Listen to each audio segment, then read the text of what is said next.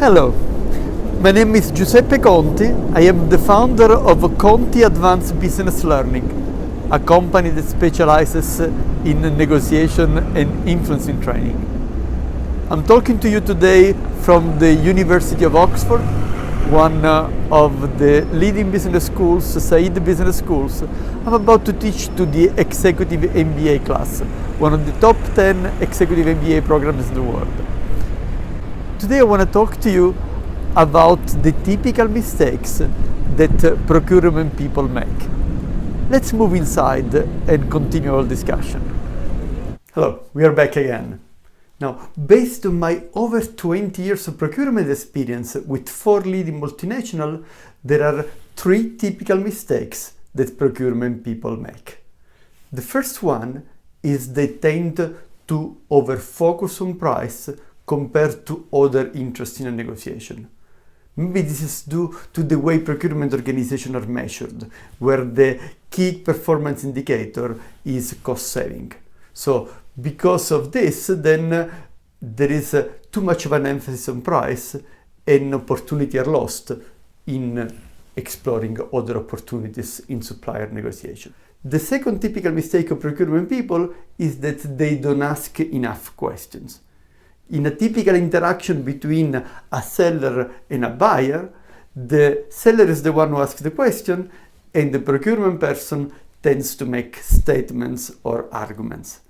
Now, maybe procurement people think that this is the most effective way to pass their arguments. To take a different perspective, imagine a job interview.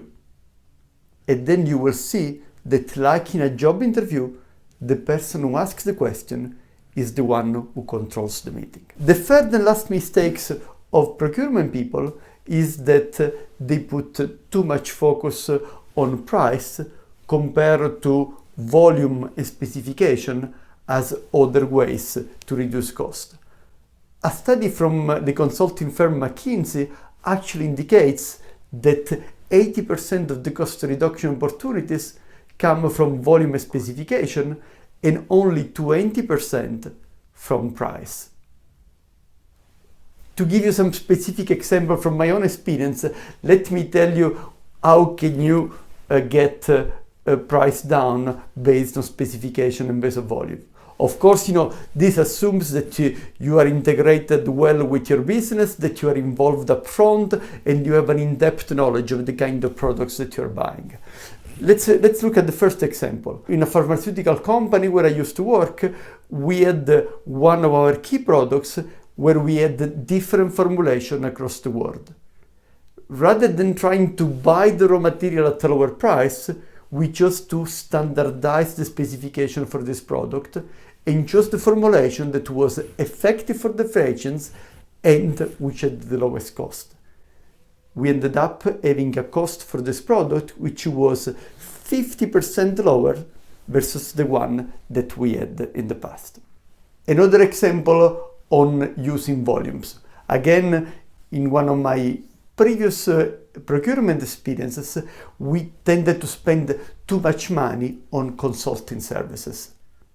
Now, you could, of course, try to negotiate with the consulting firms and try to get a bit of a lower rates from those companies, although, there is a limit on how much you can reduce those rates.